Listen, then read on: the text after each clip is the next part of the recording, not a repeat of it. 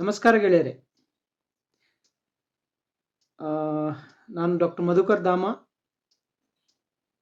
ಜೀವನ ಶೈಲಿ ವಿಜ್ಞಾನಿ. ನಿಮಗೊಂದು ಬಹಳ ಒಳ್ಳೆ ವಿಷಯ ಹೇಳ್ಕೊಡ್ತೀನಿ ಇವತ್ತು. ಡಯಾಬಿಟಿಸ್, ಸಕ್ಕರೆ ಕಾಯಿಲೆ, ಮಧುಮೇಹ ಇದರ ಬಗ್ಗೆ. ಡಯಾಬಿಟಿಸ್ ರೋಗವೇ ಇಲ್ಲ. ಡಯಾಬಿಟಿಸ್ ಔಷಧಿಯಿಂದ ಗುಣ ಆಗೋದಿಲ್ಲ. ಡಯಾಬಿಟಿಸ್ ಸರಿಪಡಿಸ್ಕೊಳ್ಳೋದಕ್ಕೆ ಯಾವುದೇ ಔಷಧಿ ಬೇಕಾಗಿಲ್ಲ.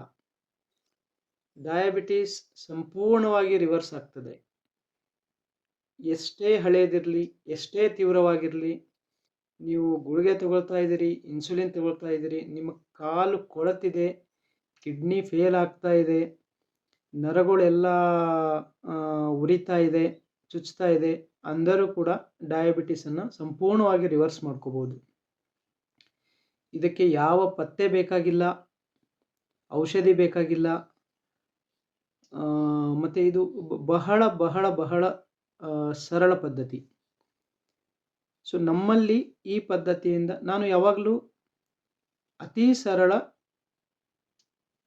ಪ್ರಾಕ್ಟಿಕಲ್, ಅಂದರೆ ಎಲ್ಲರೂ ಮಾಡಲು ಸಾಧ್ಯವಾಗುವಂಥ, ಮತ್ತು ದುಡ್ಡು ಖರ್ಚಿಲ್ಲದೆ, ದುಡ್ಡು ಬೇಕು ಅಂತಂದರೆ ಅದು ಕಮರ್ಷಿಯಲ್ ಆಯಿತು, ಫ್ಯಾಕ್ಟ್ರಿಯವರು, ಕಂಪನಿಯವರು ಇವರೆಲ್ಲ ಮಾಡಿಟ್ಟಿದ್ದಂಗಾಯಿತು.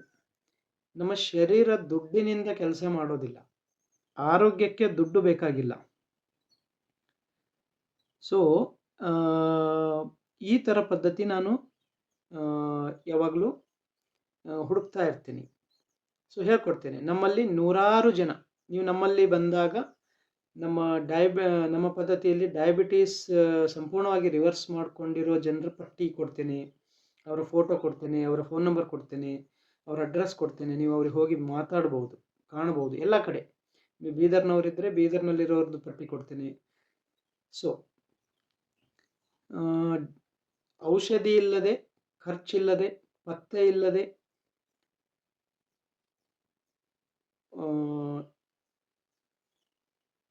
ಯಾವುದೇ ಡಯಾಬಿಟಿಸ್, ಟೈಪ್ 1 ಡಯಾಬಿಟಿಸ್ ಇರಲಿ, ಜುವೆನೈಲ್ ಮಕ್ಕಳಲ್ಲಿ ಇರುವ ಡಯಾಬಿಟಿಸ್ ಇರಲಿ, ನೀವು ಪ್ರೀ ಡಯಾಬಿಟಿಕ್ ಇರ್ಬೋದು, ಇಲ್ಲ ಟೈಪ್ 2 ಡಯಾಬಿಟಿಸ್ ಯಾವುದೇ ಇರಲಿ, ಅದು ನೀವು ಗುಳಿಗೆ ತಗೊಳ್ತಾ ಇರ್ಬೋದು, ಇನ್ಸುಲಿನ್ ತಗೊಳ್ತಾ ಇರ್ಬೋದು. ಇದನ್ನು ಅರ್ಥ ಮಾಡ್ಕೊಳ್ಳಿ, ಹೇಳಿಕೊಡ್ತೀನಿ ನೋಡಿ. ಡಯಾಬಿಟಿಸ್ ಅಂದರೆ, ಸಕ್ಕರೆ ಕಾಯಿಲೆ ಅಂದರೆ ನಮ್ಮ ರಕ್ತದಲ್ಲಿ ಸಕ್ಕರೆ ಅಂಶ ಹೆಚ್ಚಿಗಾಗಿದೆ, ಗ್ಲುಕೋಸ್ ಇದರ ಪ್ರಮಾಣ ಹೆಚ್ಚಿಗಾಗಿದೆ, ನಿರಂತರವಾಗಿ ಹೆಚ್ಚು ಇರ್ತಾ ಇದೆ. ಎಲ್ಲಿಂದ ಬಂತು? ನಮ್ಮ ಶರೀರದಲ್ಲಿ ಸಕ್ಕರೆ ತಯಾರಾಗೋದಿಲ್ಲ. ಇದಕ್ಕೆ ಒಂದೇ ಒಂದು ದಾರಿ ಇದೆ, ಊಟದಿಂದ. ನಾವು ಏನೇನು ಊಟ ಮಾಡ್ತಾ ಇದ್ದೀವೋ ಅದರಿಂದ ಸಕ್ಕರೆ ನಮ್ಮ ಹೊಟ್ಟೆಗೆ ಸೇರಿಕೊಂಡು ನಮ್ಮ ಶರೀರಕ್ಕೆ ಹೋಗ್ತದೆ. ನಾವು ಊಟ ಮಾಡುವ ಪದಾರ್ಥಗಳಲ್ಲಿ ಹಾಲು, ಮೈದಾ, ಸಕ್ಕರೆ, ಗೋಧಿ, ಬಿಳಿ ಅನ್ನ ಇವು ಜಾಸ್ತಿ ಆಗಿದ್ರೆ, ಅಂದರೆ ನೀವು ದಿನಾಲೂ ಇದನ್ನು ತಿಂತಾ ಇದ್ರೆ, ನೀವು ಸಕ್ಕರೆ ಪ್ರಮಾಣ ಹೆಚ್ಚಿಗೆ ಸೇವಿಸ್ತಾ ಇದ್ದೀರಿ, ಹೆಚ್ಚಿಗೆ ಬಳಸ್ತಾ ಇದ್ದೀರಿ, ಹೆಚ್ಚಿಗೆ ಹಾಕ್ತಾ ಇದ್ದೀರಿ ಶರೀರಕ್ಕೆ ನನಗೆ. ಅದು ಅಲ್ಲಿ ರಕ್ತದಲ್ಲಿ ಕಾಣಿಸ್ತಾ ಇದೆ.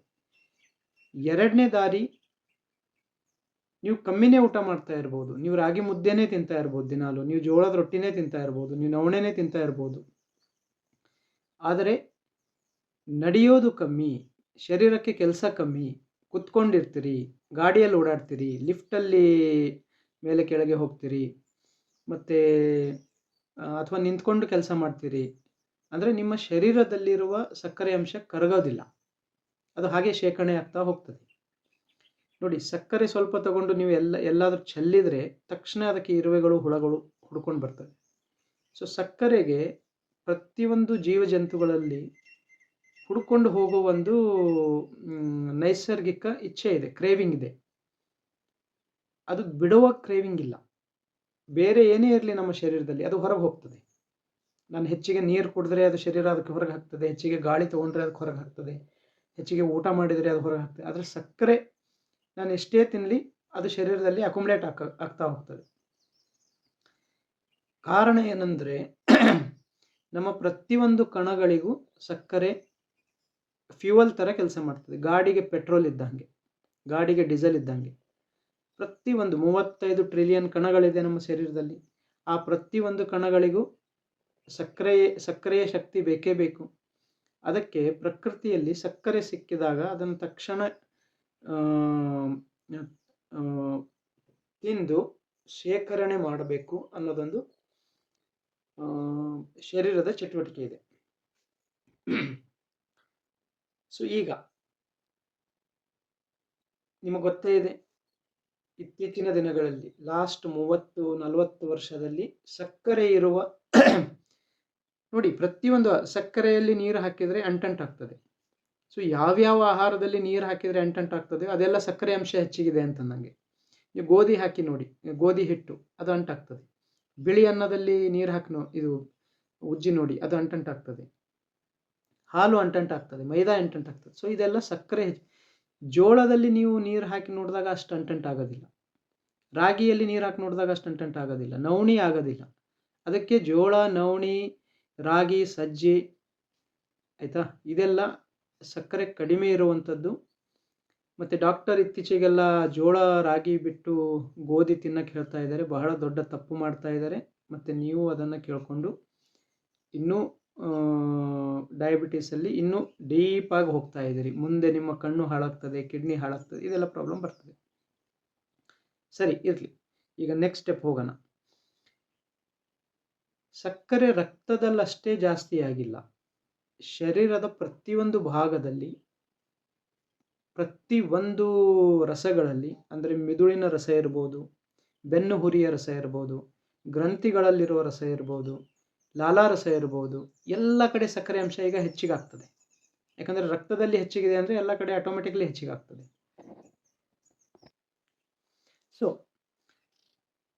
ಆದರೆ ಡಾಕ್ಟರ್ ಏನು ಮಾಡ್ತಾ ಇದ್ದಾರೆ ನೋಡಿ, ಹೋಮಿಯೋಪತಿ ಡಾಕ್ಟರ್ ಇರಲಿ, ಆಲೋಪತಿ ಡಾಕ್ಟರ್ ಇರಲಿ, ಆಯುರ್ವೇದ ಇರಲಿ, ಇಲ್ಲ ಯಾವುದೇ ಔಷಧಿ ಕೊಡೋರಿರಲಿ, ನಾಟಿ ಔಷಧಿ ಇರಲಿ, ಮನೆ ಮದ್ದಿರಲಿ, ಅವ್ರು ಮಾಡ್ತಾ ಇರೋದಿಷ್ಟೇ, ರಕ್ತದಲ್ಲಿರುವ ಸಕ್ಕರೆ ಅಂಶ ಕಡಿಮೆ ಆಗಬೇಕು, ಕಂಟ್ರೋಲಲ್ಲಿ ಬರಬೇಕು, ರಿಪೋರ್ಟಲ್ಲಿ ಬದಲಿ ಆಗಬೇಕು ಅಷ್ಟೇ.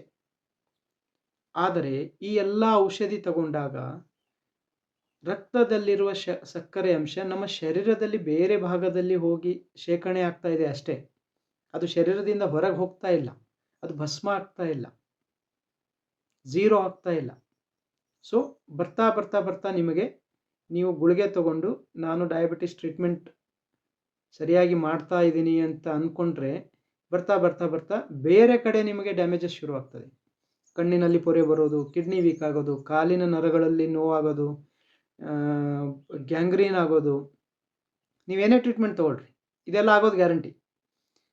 ಪ್ಲಸ್ ಆ ಔಷಧಿಗಳಿಂದ ಆಗುವಂಥ ಸೈಡ್ ಎಫೆಕ್ಟ್ಸ್ಗಳು ಶುರು ಆಗ್ತದೆ.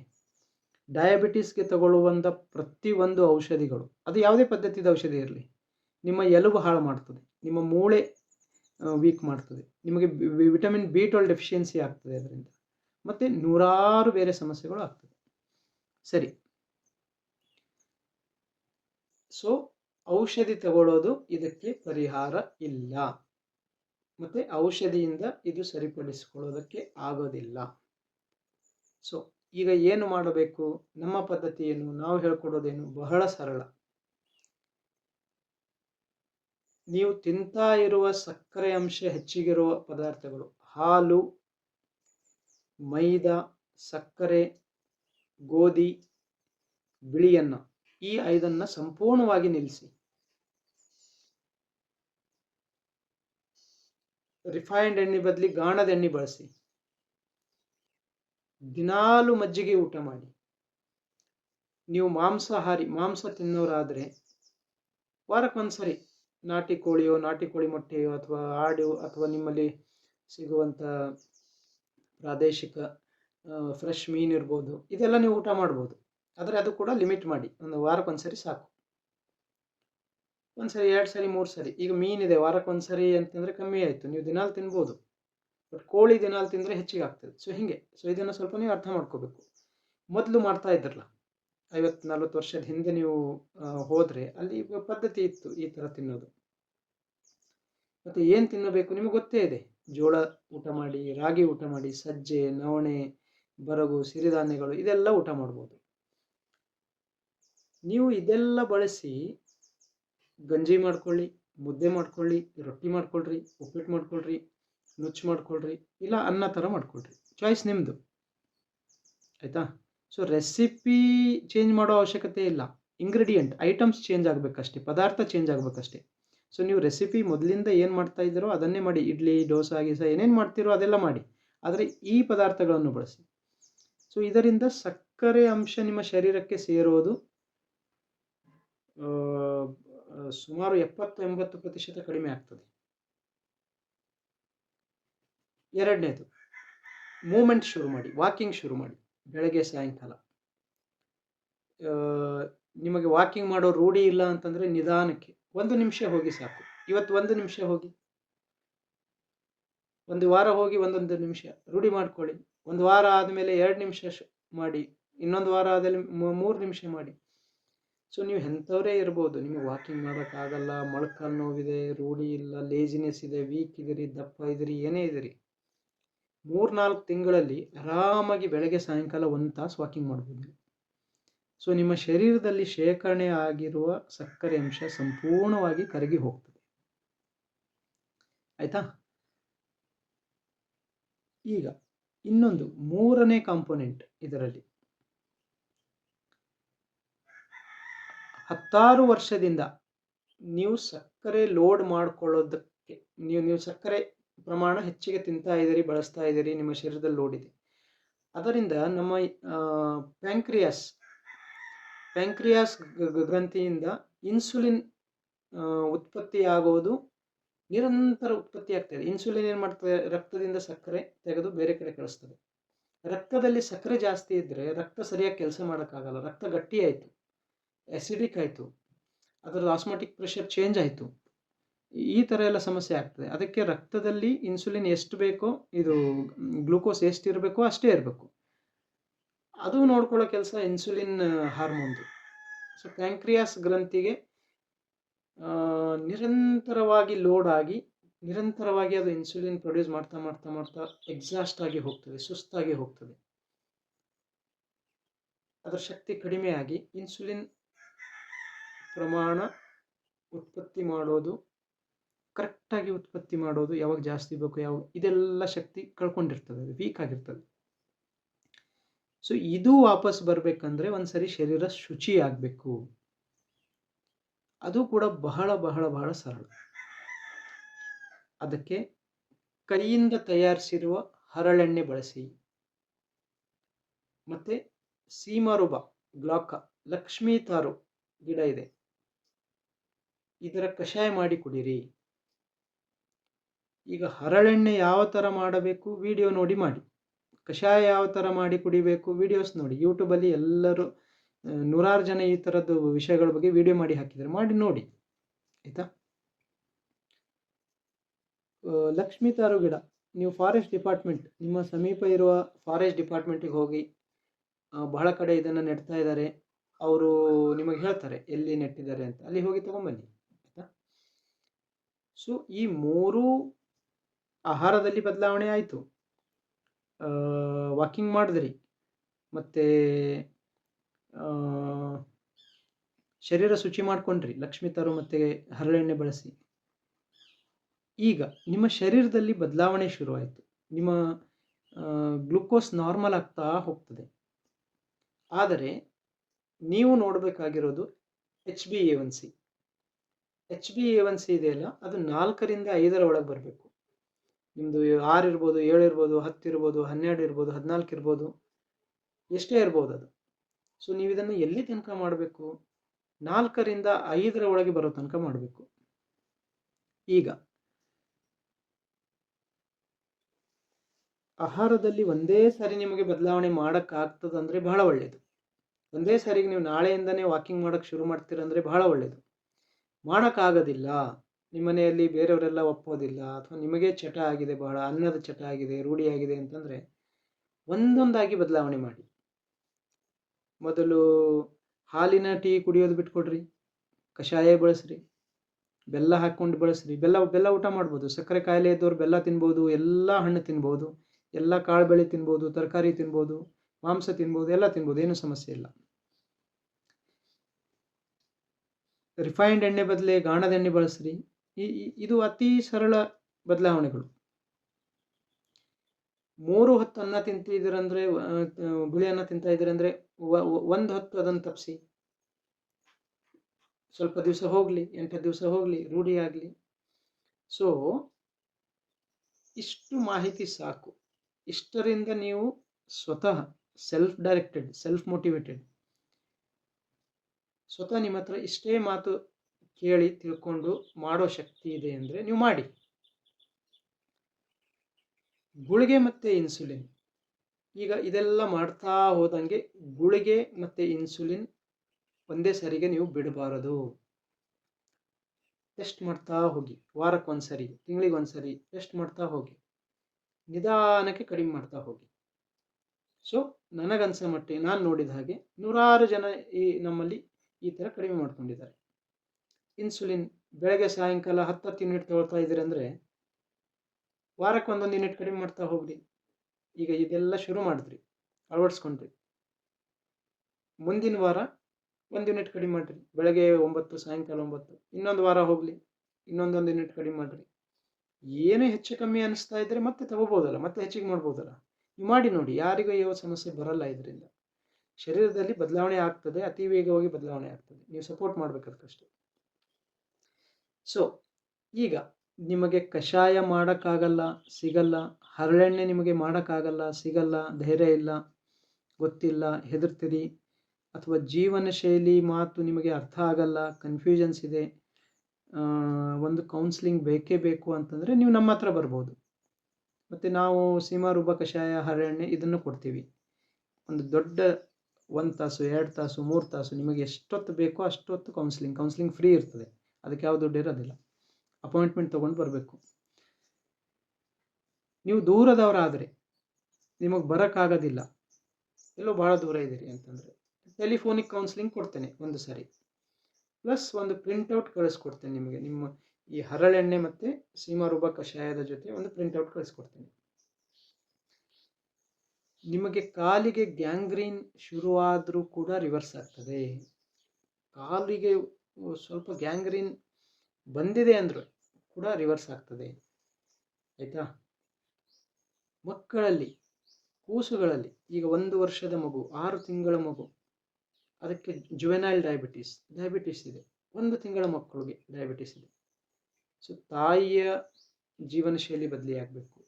ತಾಯಿಯ ಹಾಲಿನಲ್ಲಿ ಪದಾರ್ಥಗಳು ಸರಿ ಇಲ್ಲ, ನೀವು ಅದಕ್ಕೆ ಸಣ್ಣದೇ ಇದ್ದಾಗ ಅದಕ್ಕೆ ಆಕಳ ಹಾಲು ಕುಡಿಸೋದು, ಸೆರೆಲ್ಯಾಕ್ ಕೊಡೋದು, ಹಾಳು ಮೂಳು ಇದೆಲ್ಲ ಮಾಡಿ ಅದಕ್ಕೆ ಡಯಾಬಿಟಿಕ್ ಮಾಡ್ತಾ ಇದ್ದೀವಿ. ಸೊ ಖಂಡಿತ ಗುಣ ಆಗ್ತದೆ. ತಾಯಿಯ ಆಹಾರದಲ್ಲಿ ಬದಲಾವಣೆ ಆದಾಗ ಮಗುವಿನಲ್ಲಿ ಡಯಾಬಿಟಿಸ್ ಇಂಪ್ರೂವ್ ಆಗ್ತಾ ಹೋಗ್ತದೆ. ಸೊ ಇದರಲ್ಲಿ ಫೇಲ್ ಆಗೋ ಚಾನ್ಸ್ 0. ಫೇಲ್ ಆಗೋ ಚಾನ್ಸೇ ಇಲ್ಲ. ಇದರಲ್ಲಿ ಯಾವ ರೀತಿಯ ಫೇಲ್ಯೂರ್ ಅನ್ನೋ ಚಾನ್ಸೇ ಇಲ್ಲ. ಮತ್ತು ನೀವು ಗುಳಿಗೆ ಔಷಧಿ ತಗೊಳ್ತಾ ಇರೋದು ಬಿಡ್ತಾ ಹೋದಂಗೆ, ಕಡಿಮೆ ಮಾಡ್ತಾ ಹೋದಂಗೆ, ಡೋಸ್ ಕಡಿಮೆ ಮಾಡ್ತಾ ಹೋದಂಗೆ, ಬಹಳ ಫಾಸ್ಟ್ ಮಾಡಬಾರ್ದು. ಒಂದು ನಿಮ್ಮ ಡಾಕ್ಟರ್ ಸಲಹೆ ತಗೊಂಡು ಮಾಡಿ, ಇಲ್ಲ ನೀವು ಟೆಸ್ಟ್ ಮಾಡ್ಕೊಂಡು ಮಾಡಿ. ಆದರೆ 2 ನಿಮ್ಮದೇ ಜವಾಬ್ದಾರಿ. ನಿಮ್ಮ ಶರೀರ ಕೂಡ ಅದಕ್ಕೆ ಸ್ಪಂದಿಸ್ತಾ ಇದೆ ಅಂತ ನಿಮಗೆ ನೀವು ಚೆಕ್ ಮಾಡ್ತಾ ಇರಬೇಕು. ನೀವು ಔಷಧಿ ಕಡಿಮೆ ಮಾಡಿದಾಗ ಶರೀರ ಅದಕ್ಕೆ ಸ್ಪಂದಿಸ್ತಾ ಇದೆ. ಸೊ ಈಗ ಡಯಾಬಿಟಿಸ್ ಗುಣ ಆಗ್ತಾ ಇದೆಯೋ ಇಲ್ಲೋ ಅಂತ ನೀವು ತಿಳ್ಕೊಳ್ಳೋದು ಬಹಳ ಸರಳ. ನಿಮ್ಮ ಶರೀರದಲ್ಲಿ ಶಕ್ತಿ ಹೆಚ್ಚಿಗಾಗ್ತಾ ಹೋಗ್ತದೆ, ನಿಮ್ಮ ನಿದ್ರೆ ಹೆಚ್ಚಿಗಾಗ್ತಾ ಹೋಗ್ತದೆ, ನಿಮ್ಮ ಜೀರ್ಣ ಶಕ್ತಿ ಹೆಚ್ಚಿಗಾಗ್ತಾ ಹೋಗ್ತದೆ, ವೇಟ್ ಲಾಸ್ ಆಗ್ತಾ ಹೋಗ್ತದೆ. ವೇಟ್ ಲಾಸ್ ಅಂದರೆ ದಪ್ಪ ಇರೋರಿಗೆ, ಸೊಟ್ಟ ಇರೋರಿಗೆ ವೇಟ್ ಲಾಸ್ ಆಗಲ್ಲ, ವೇಟ್ ಗೇನ್ ಆಗ್ತದೆ ಸೊಟ್ಟ ಇರೋರಿಗೆ. ದೃಷ್ಟಿ ಇಂಪ್ರೂವ್ ಆಗ್ತಾ ಹೋಗ್ತದೆ. ಸೊ ಹೀಗೆ ನಿಮಗೆ ಬಹಳಷ್ಟು, ಮತ್ತು ರಿಪೋರ್ಟಲ್ಲಿ ಇಂಪ್ರೂವ್ಮೆಂಟ್ಸ್ ಸಿಗ್ತದೆ. ಸೊ ಈ ಥರ ನೀವು ಮಾಡಿಕೊಂಡು ಡಯಾಬಿಟಿಸನ್ನು ಬಹಳ ಸರಳವಾಗಿ ಗುಣಪಡಿಸ್ಕೋಬೋದು. ಅದೇ ನೀವು ಡಾಕ್ಟ್ರ್ ಹತ್ರ ಹೋದಾಗ ನೀವು ಡಾಕ್ಟ್ರ್ ಮತ್ತು ಔಷಧಿ ಮೇಲೆ ನಿರ್ಭರ ಆಗ್ತಾ ಇದ್ದೀರಿ ಅಷ್ಟೇ. ಮತ್ತು ನಿಮ್ಮ ಡಯಾಬಿಟಿಸ್ ಹೋಗೋದು. ನೀವು ಗೋಮೂತ್ರ ತಗೊಳ್ರಿ, ಹಾಲು ಕುಡೀರಿ, ಎಲ್ಲೋ ಮಂತ್ರಿಸ್ಕೊಂಡು ಬರ್ರಿ, ಆಯುರ್ವೇದಿಕ್ ಔಷಧಿ, ಅಮೃತ ಬಳ್ಳಿ, ಎಂಥದೇ ಏನೇ ಇರ್ಬೋದು, ಯಾವುದರಿಂದನೂ ಡಯಾಬಿಟಿಸ್ ಹೋಗೋದಿಲ್ಲ. ಡಯಾಬಿಟಿಸ್ ಜೀವನ ಶೈಲಿ ರೋಗ, ಜೀವನ ಶೈಲಿಯಲ್ಲಿ ತಪ್ಪು ಆಗ್ತಾ ಇದೆ, ಅದನ್ನು ಸರಿಪಡಿಸ್ಕೊಳ್ಳೇಬೇಕು. ಅದ್ರ ಮೇಲೆ ಯಾವ ಔಷಧಿ ಬೇಕೇ ಆಗಿಲ್ಲ. ಶರೀರ ಸ್ವಚ್ಛ ಆದರೆ ಸಾಕು. ಸೊ ನಿಮಗೆ ಮತ್ತೆ ಹೆಚ್ಚಿನ ಮಾಹಿತಿ ಬೇಕು ಅಂತಂದರೆ ನೀವು ಅಪಾಯಿಂಟ್ಮೆಂಟ್ ತಗೊಂಡು ಕೌನ್ಸ್ಲಿಂಗ್,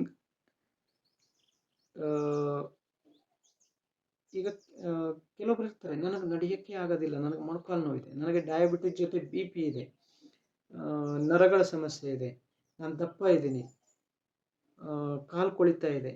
ಸೊ ಈ ಥರ ಬಹಳ ಕಾಂಪ್ಲಿಕೇಶನ್ಸ್ ಇರೋರು, ಕನ್ಫ್ಯೂಷನ್ಸ್ ಇರೋರು, ಭಯ ಪಡುವವರು, ಈ ಥರ ನಿಮ್ಮದು ವ್ಯಕ್ತಿತ್ವ ಇದೆ ಅಂತಂದರೆ ನಿಮಗೆ ಕೌನ್ಸ್ಲಿಂಗ್ ಬೇಕು.